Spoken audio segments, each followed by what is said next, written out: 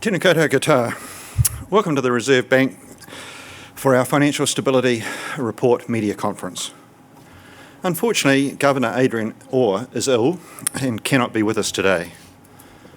I'm Jeff Bascan, Deputy Governor and General Manager of Financial Stability, and I'll lead this media conference, ably supported by Assistant Governor Christian Hawkesby, Chris McDonald, Manager of our Financial System Analysis team, the team that prepares the Financial Stability Report.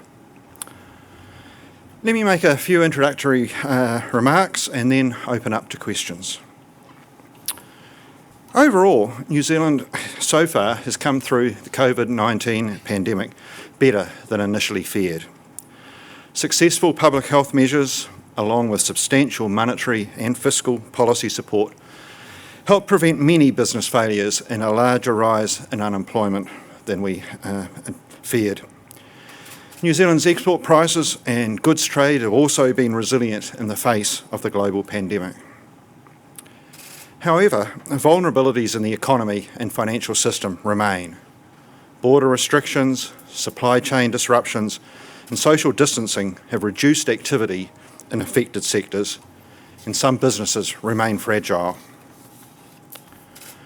We're also seeing the impact of low global interest rates, resulting in increased risk-taking and elevated asset prices. This is an international phenomenon, with the New Zealand impact most visible in higher house prices. A high proportion of new mortgage lending has had high debt-to-income and loan-to-value ratios. This makes recent borrowers more vulnerable to a rise in mortgage rates or a loss of income, and exposes households and the financial system to a decline in house prices. The tightening in LVR requirements, particularly on investor lending, will help to mitigate some of these housing risks and support more sustainable house prices. We are prepared to further tighten lending conditions for housing if required. However, for now, we'll be watching how market conditions respond to the government's recent housing policy changes and our most recent LVR changes, which took effect only this last week. We will be advising the government on further potential policy options later this month. The government recently announced decisions on the future shape of New Zealand's prudential regulatory regime, including the planned introduction of deposit insurance. These changes are part of the most comprehensive overhaul of the Reserve Bank's governing legislation since the Reserve Bank Act was enacted 30 years ago. I note that in terms of macroprudential decisions, such as LVRs and debt-to-income ratios, the proposed legislative framework would formalise and clarify the responsibility of the bank in setting prudential standards, when this is currently done through the convention of a Memorandum of Understanding with the Minister of Finance. As mentioned, government support, strong capital and liquidity buffers and dividend restrictions have meant that the pandemic has had a limited impact on financial system soundness. But further resilience is needed against possible future shocks.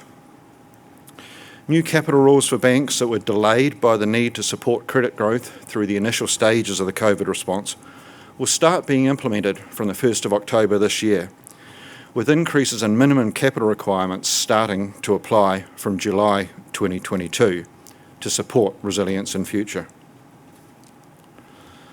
I've spoken mostly about the soundness of the financial system.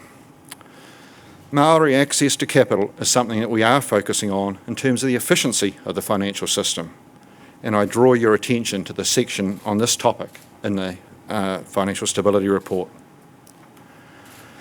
The May Financial Stability Report is a really substantial document, and it contains a wealth of information about the health of New Zealand's financial system. I'd like to acknowledge the many people who've worked on preparing the FSR, led by Chris and the team, and we are very happy to explain and take further questions. Thank you.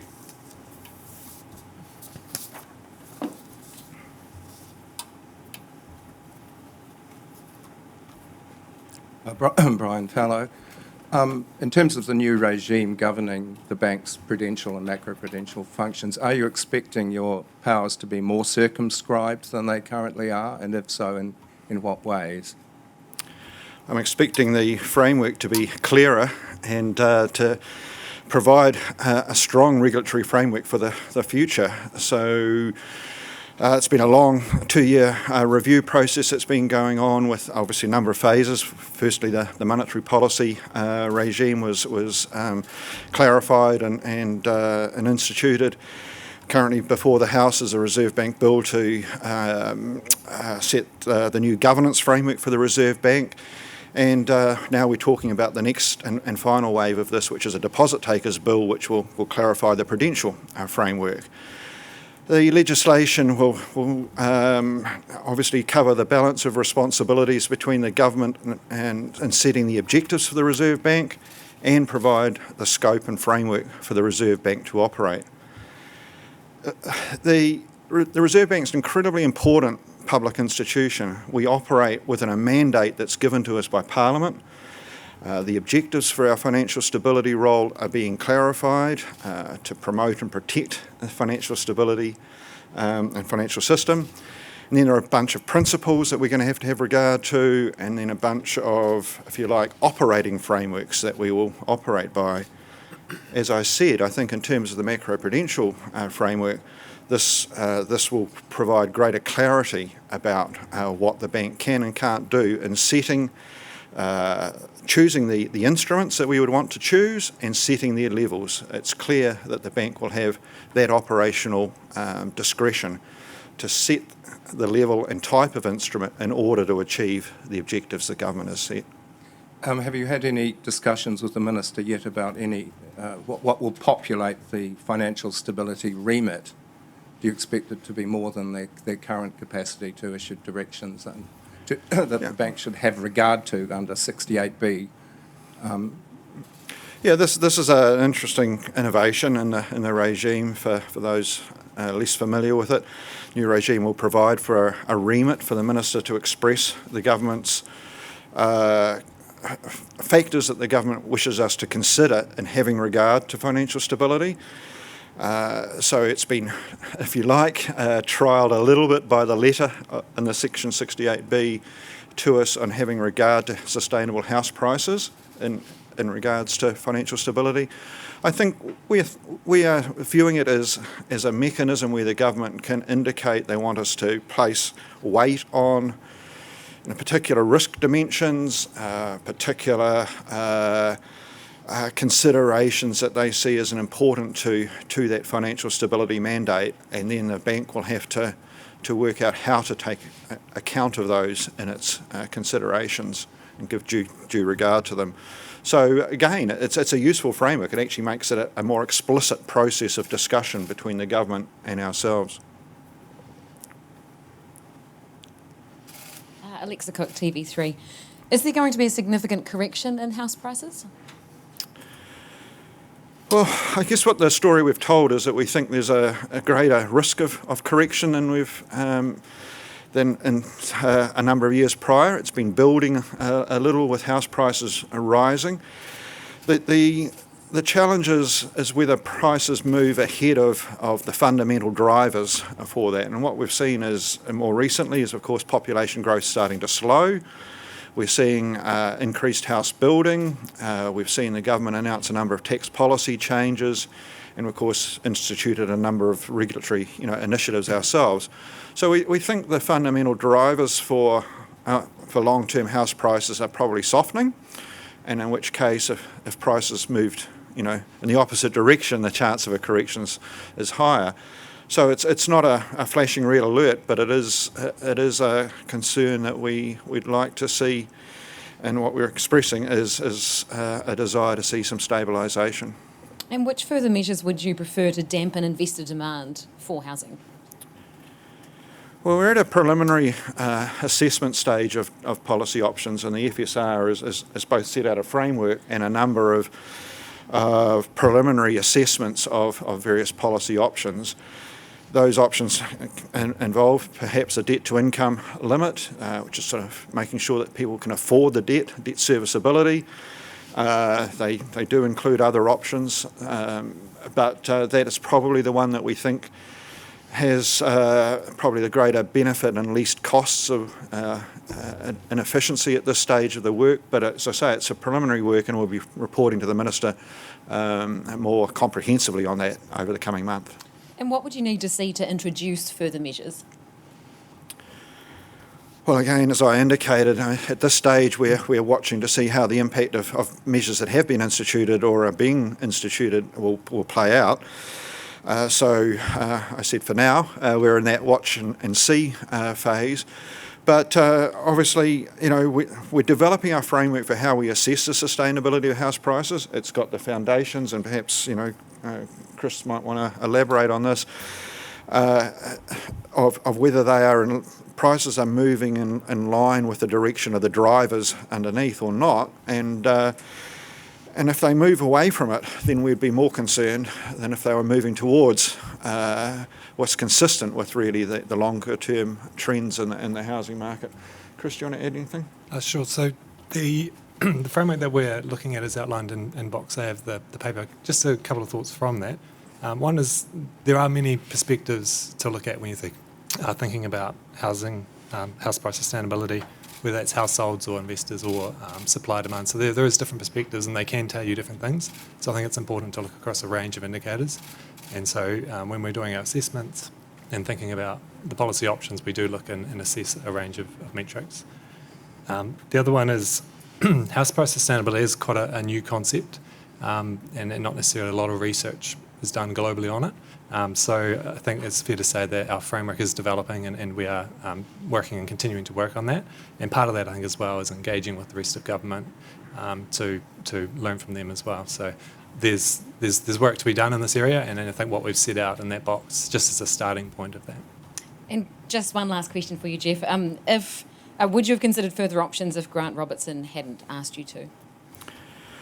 Well, the housing market's something we always paid a lot of attention to. Those who've been to these press conferences before will know that it's always a feature of our assessment of the vulnerability of the system, because so much of bank lending is mortgage lending, and so significant mortgages to household positions, our debt we hold, the assets that we hold.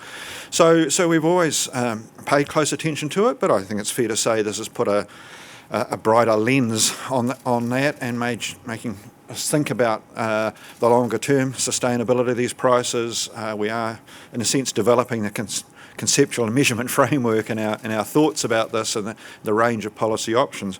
But I'd also want to point out that this is very much in conjunction with the rest of government, because we've got a particular mandate around financial system stability, financial policy, but what we do is also part of a broader government system of looking at how the housing market's working, particularly on the supply side, on the rental markets, on other markets that we have much more indirect impact on. So the short answer is yes, it's intensified it somewhat, but it's always a significant part of our assessment and policy consideration. Junaid Tibshirani from interest.co.nz.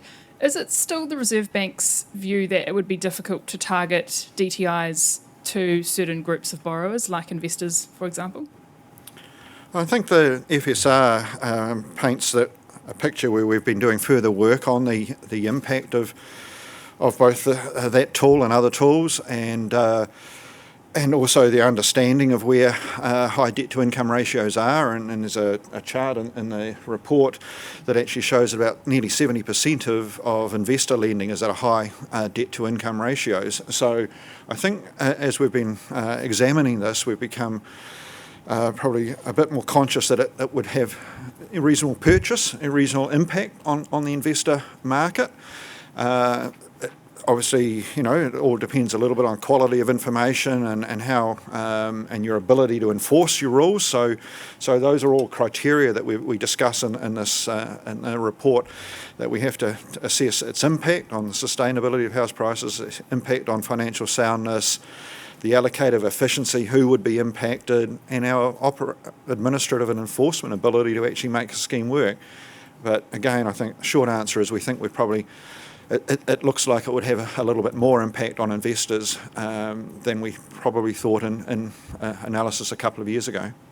would the Reserve Bank be comfortable with putting those back on, putting them on, full stop, and putting them on only for investors, when actually first home buyers are also borrowing at, quite high DTIs? Well, I think I'm going to couch this in the context again of this is preliminary analysis, and we're doing further work, and we'll give the Minister fuller advice through the course of this month. So distributional impacts, effectiveness, efficiency, these are all considerations we're going to have to rigorously go through, and what we've really endeavoured to do is be transparent and open at this early stage that this tool does seem to have some merits relative to other tools in this regard, and we think would hit investors relatively hard. But we will look at the settings and the ability to how we'd calibrate and target the tool in the further work. Just also add that through the process we're sharing our initial thinking at this stage. We've got the advice to the Minister. There's a lead time here in terms of development, calibration, rolling out, and there'll also obviously be a consultation process so that we get full feedback, and we want to have real confidence when we do launch, calibrate properly. Okay, and could you please elaborate on why you favour DTIs over restricting interest-only mortgages?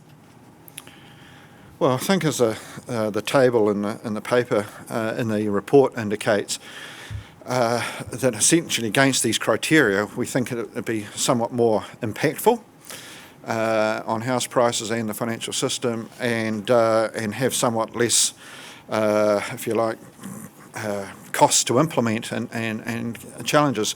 So interest-only mortgages, have good purposes. At times they need to be used. They were particularly important through last year in alleviating stress for households.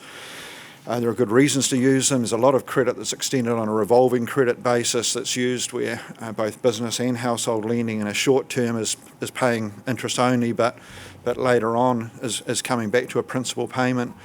Banks assess their lending on both a principal and interest, even if they're extending at the start interest-only payment. So there are a number of these factors in terms of effectiveness and impact, and we have to work out which should be, really the highest cost-benefit analysis, if I use that jargon. But I mean, effectively the biggest gain for your buck, and with the least distortion. And at the moment, on the preliminary analysis, it indicates to us that a debt servicing restriction, a debt to income ratio would be preferable. But I do want to reiterate, as Christian said, A, we've got further work to do, and B, there'd be a consultative process if we were to proceed down this path. Brent Edwards from NBR. You mentioned in the report that you expect the moves you've already taken to have an impact on lending particularly to property investors. At the same time, you mentioned that business lending isn't as high as perhaps might be expected. If there is a drop-off in lending to property investors on house, do you expect there'll be an uplift in business lending as a result?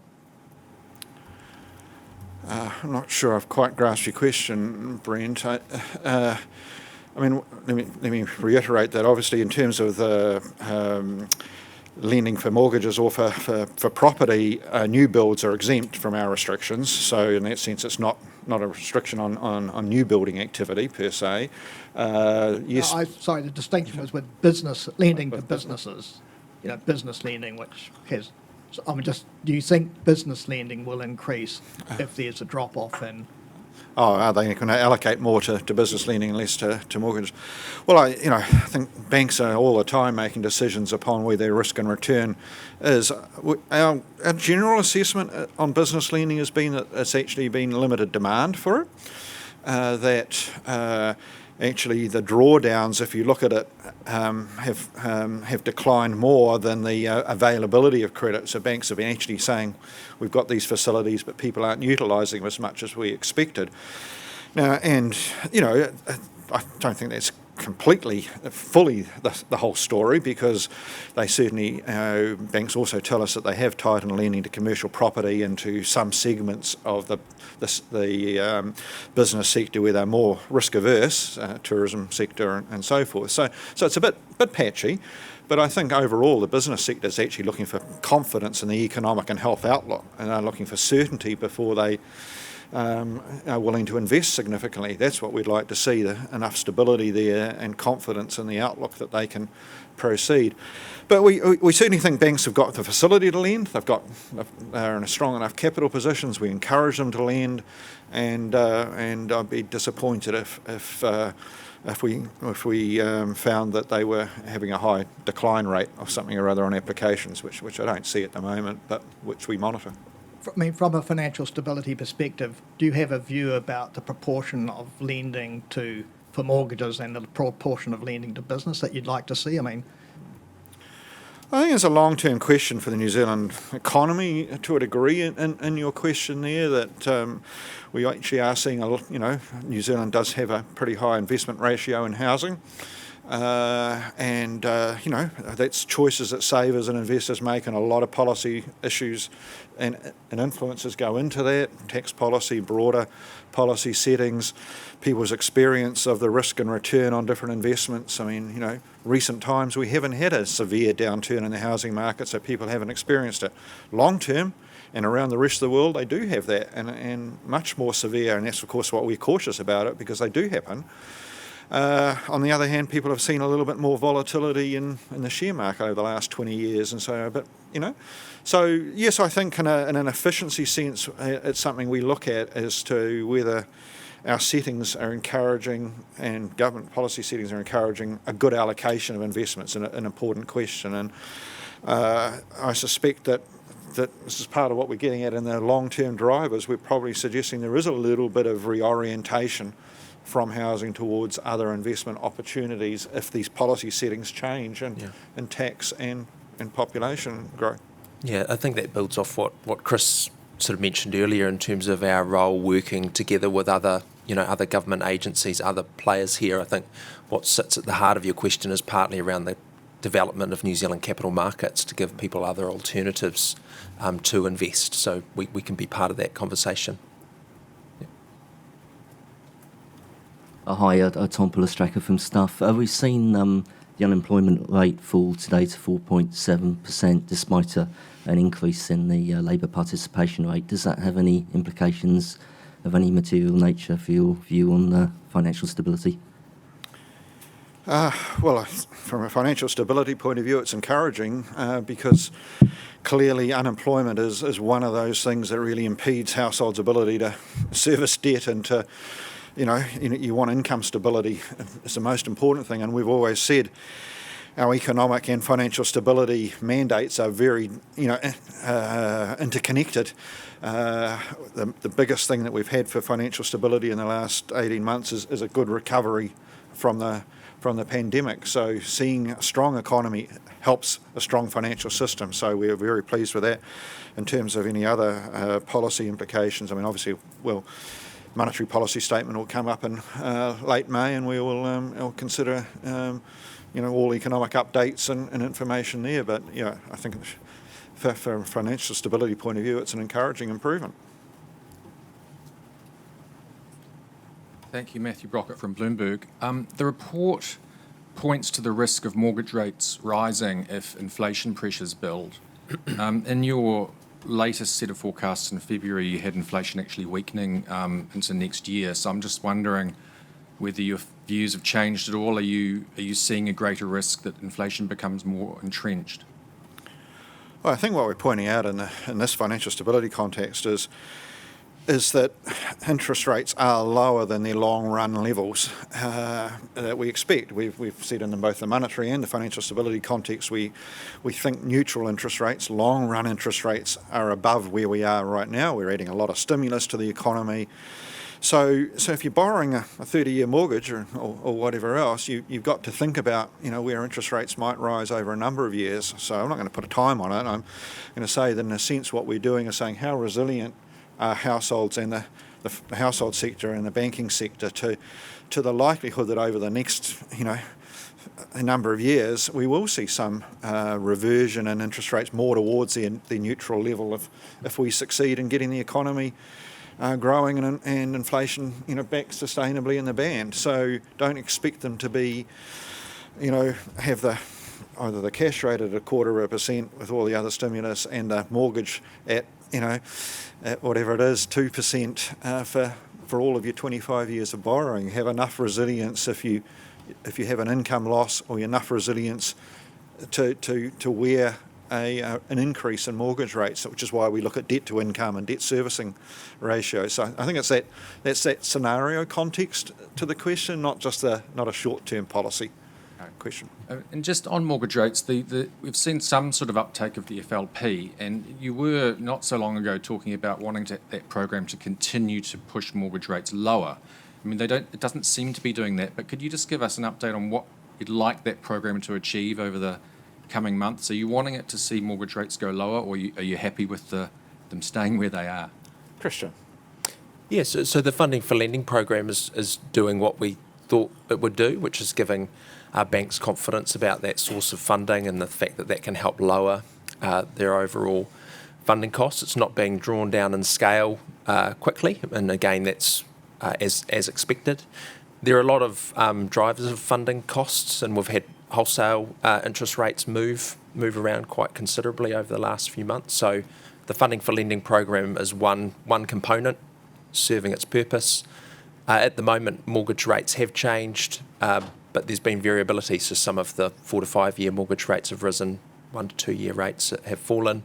When we come back to the monetary policy statement, we'll look at all of that together and see what it says for monetary policy. Thanks. Just one final one, if I may. I know you've spoken about the Finance Minister's intention to sort of give himself the discretion to tell the central bank where to apply macroprudential tools. But you'll be aware of some of the discussion around that, and I just want to put it to you, or get your response to this idea that it is in some way encroaching on the central bank's independence. Do you see any risk of that at all? Well, I think what I indicated in my remarks was that it's a very foundational review of our legislation to try and get the appropriate balance between the government setting the objectives and responsibilities for the bank and us having the right degree of discretion to give effect to that through the operational decisions and delivering, if you like, to the objectives that are set for us. And so obviously, it's important this is to be legislation's got to be drafted and consulted on and go through all of that debate process. But we think the framing overall, as I said, is giving clarity of objective. The intention is that in recognising that balance, that the minister will say, well, we can write standards for lending standards in the area of residential property or agricultural lending or business lending. But if they don't have that regulatory discretion, then we can't do it. But we would expect to see that granted and defined, and it may be that there'll be some areas where the government legitimately or Parliament decides is inappropriate. But given that, we can then get on and determine the tool, set the level, the calibration. So I actually think it's good discretion inside the regulatory framework, and I think that's the appropriate balance that you seek to have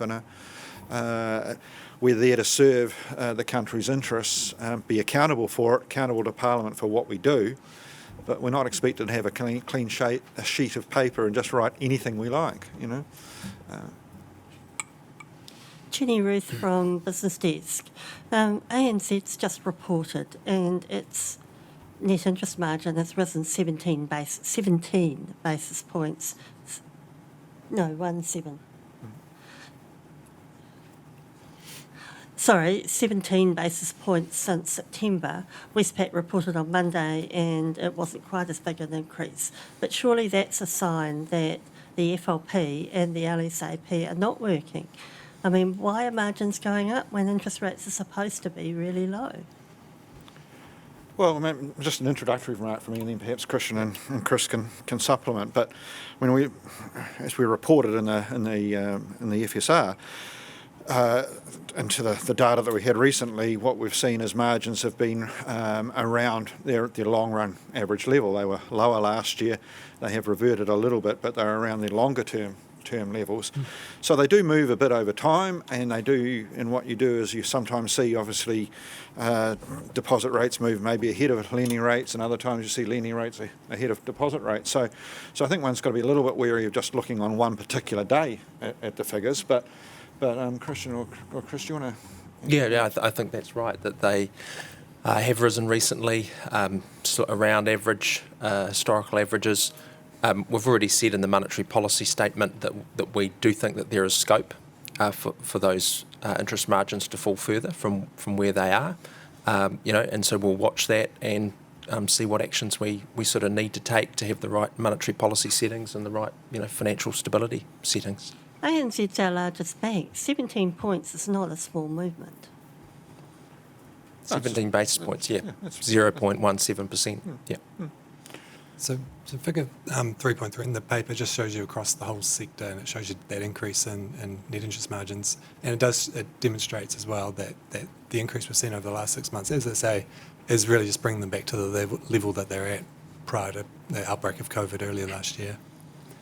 Perhaps one other point on this, one of the other angles on this on bank profitability is that the capital ratios are actually higher, so banks actually now have a stronger buffer and are more resilient to future shocks if future shocks generate losses. So they've actually got increased their buffers as a result of that. Also, ANZ's results show that its lending portfolio is now 69% comprised of housing loans. Isn't that getting way out of whack? And if not, what level would it need to get to before the Reserve Bank was concerned? Well, I think sort of similar to the question earlier, our banking sector does have a pretty strong weight in residential mortgages and residential property, and that's partly because households are tending to borrow heavily for that.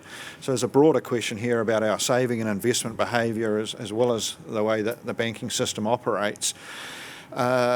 We've had a period where we've been seeing banks be cautious about their agricultural sector lending after some low return periods and losses earlier. You're actually starting to see a little bit of growth in that sector again, which is encouraging. There's been a little bit of rebalancing from dairy into horticulture, but even dairy is starting to make a little bit of progress where debt's being amortised, and you're starting to see good investment prospects starting to get some backing. So look, I think there are long-term questions there and long-term policy settings. We definitely encourage the banks to have a willingness and appetite for good business lending, but we're in an uncertain economy at the moment where, if you go to the commercial property sector, retail and probably straight accommodation commercial property vacancy rates have been rising, but the industrial logistic lending is vacancy rates are low and lending's got more prospects.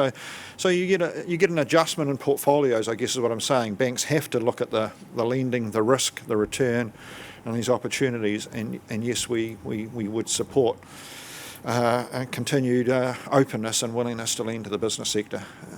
Absolutely. Hamish Rutherford from the New Zealand Herald. First of all, very quickly, have you spoken to Westpac at all about their possible sale of their New Zealand business? We have. Can you elaborate on your thoughts on that possible process? No. So this is a decision for them, and it would come to us for approval. They haven't made a decision. It's announced that they're looking at it. So you have the public information, which has been released by them, that they are considering that, and we will assess the proposal if they choose to proceed and consider it further. So I can't say anything further than that. Sure. On LVRs, you talk, I know you're waiting to see how the current restrictions go, but you talk about tighter restrictions. Can you give us a bit of an idea of what it would take and how tight you might go? Again, not really. What we're saying is we will do what we think we need to do to support the financial a soundness of the financial system and achieve, sustainable house prices and mitigate those risks, we are evaluating the impact of the measures already taken. It will take some time to see how those play through. We will look at the policy options and what the impact of any adjustment to them would be. So, I just can't be more precise than that. This is a preliminary assessment of these tools and options, and we're not at a point of specific decision making. Sure. I think what I would add is that the assessment that we have in the box that shows the different types of tools in the menu does illustrate that there are diminishing marginal benefits to continued tightening, given the effectiveness that loan-to-value restrictions have on strengthening balance sheets, strengthening the quality of lending. So there is that trade-off, and that leads you down the path of being more open at looking at other tools to see what potential benefits they have to strengthen conditions if that's what we're seeking to do. Finally, on page 2, you have a figure 1.1 on international asset prices. I have it in black and white, but it appears to show New Zealand's top of the class when it comes to house price increases and below average on share prices.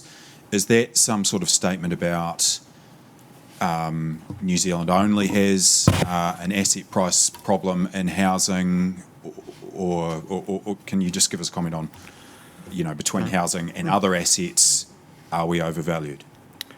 Well, I think I did indicate that we felt that we'd seen this sort of, in a sense, consequences of demand forces from low global interest rates and population growth and other upward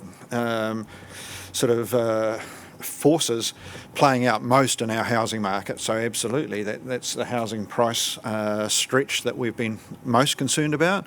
I think if you look at share prices around the world, and certainly there are plenty of analyses of these that will indicate that they're also arguably fairly stretched on historical prices and earnings ratios. New Zealand's perhaps not quite as extraordinarily as perhaps in the US, but certainly we look at a number of asset prices and dimensions, and I think there's this concern as to whether there's excessive risk taking going on.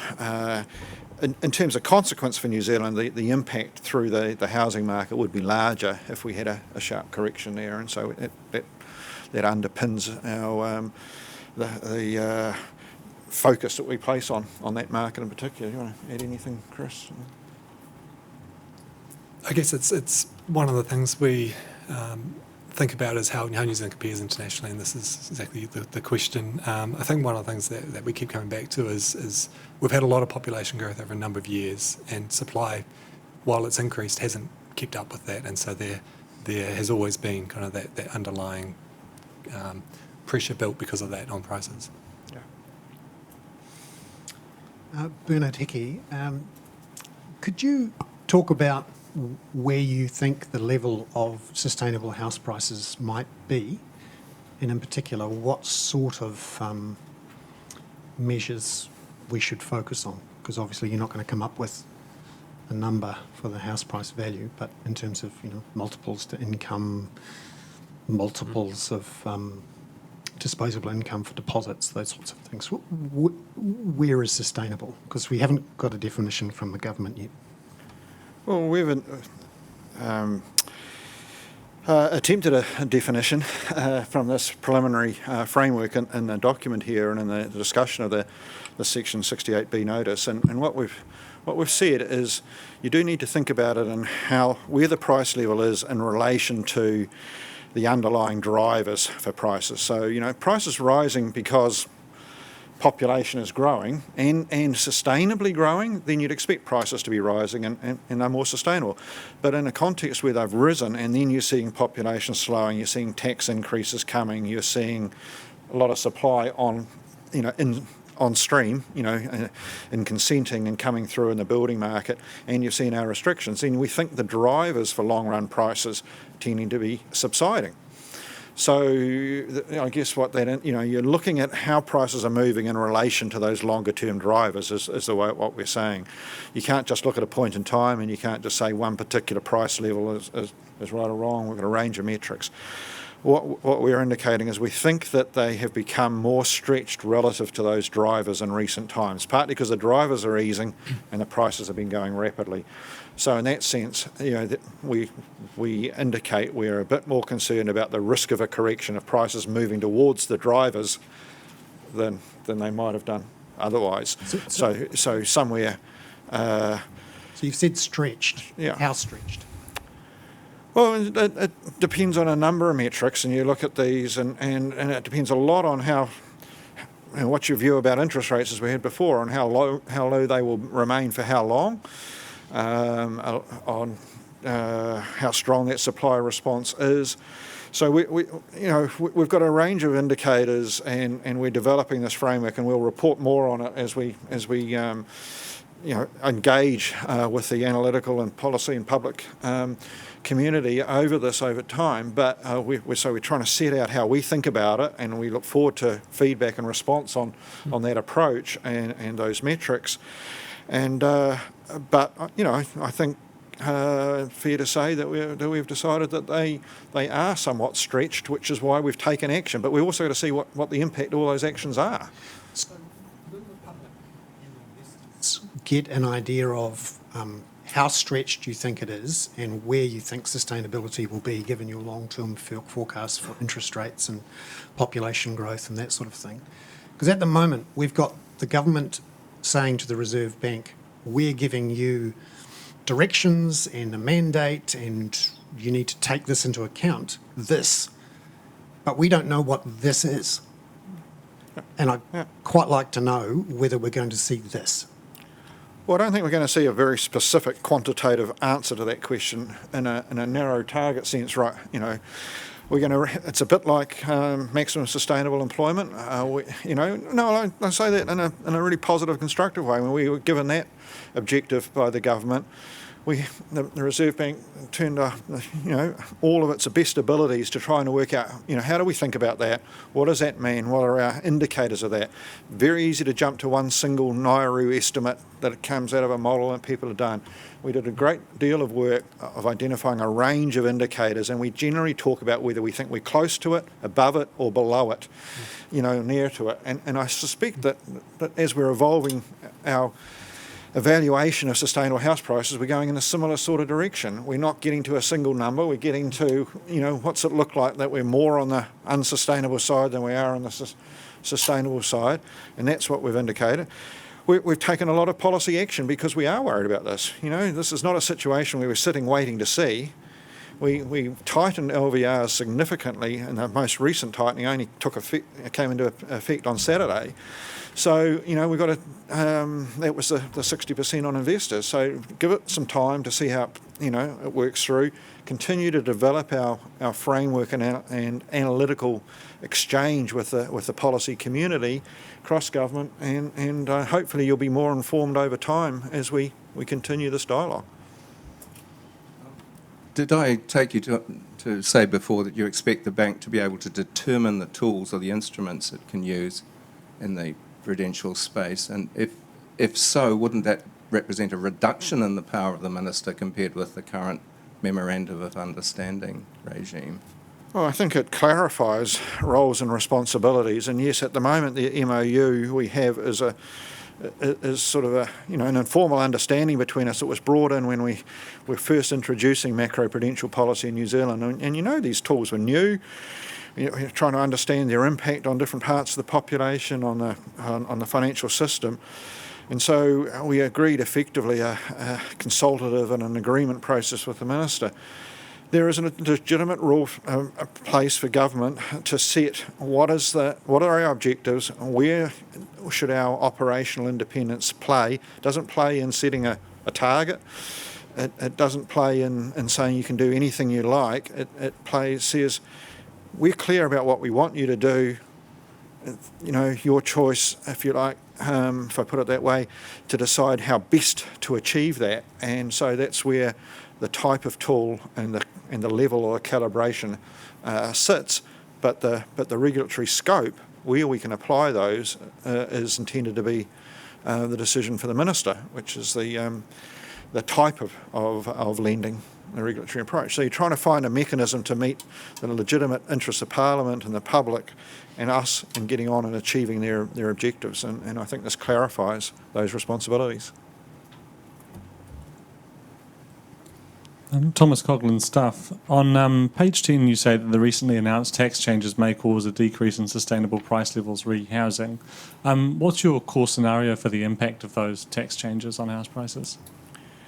We haven't got a quantification of the impact of those at this stage. What we've done is an assessment which we think that they're more likely to lower the demand for housing from investors, if you like, and therefore lower total demand for housing over time. So we came with that qualitative assessment, which is that this is a dampening. It will help in that sense to moderate price movements and moderate that long run price level. But we policy still being determined. We don't have legislation in the House on those matters yet. We've got further work to do, so can't give you a quantitative estimate. But the bias is towards the bias in your scenario is towards lowering demand and therefore potentially lowering sustainable price levels. Yes.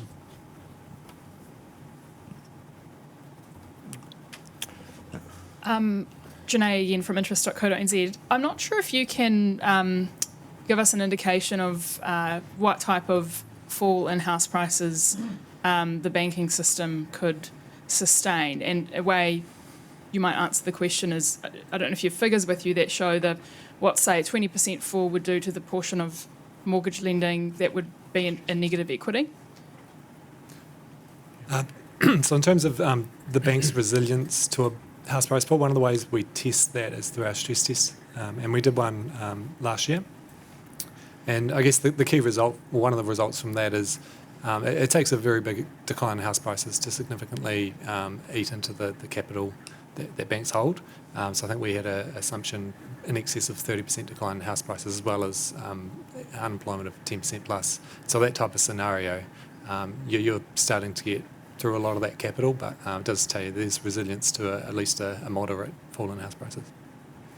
And we have done, in a previous FSR, I think we had a chart on a number of households that would potentially move into negative equity on house price, but house prices have moved since then. So those who have been in the housing market, I think, are in a better state now than they were. And there's a chart in here which points really to the emphasis we place on new borrowers are the most exposed. They're the ones coming in, borrowing up to to their financing limits, if you like. And so it depends a bit when it occurs and how many of those are. But you get 30% of new borrowers are quite highly exposed, I think is the sort of figure in here.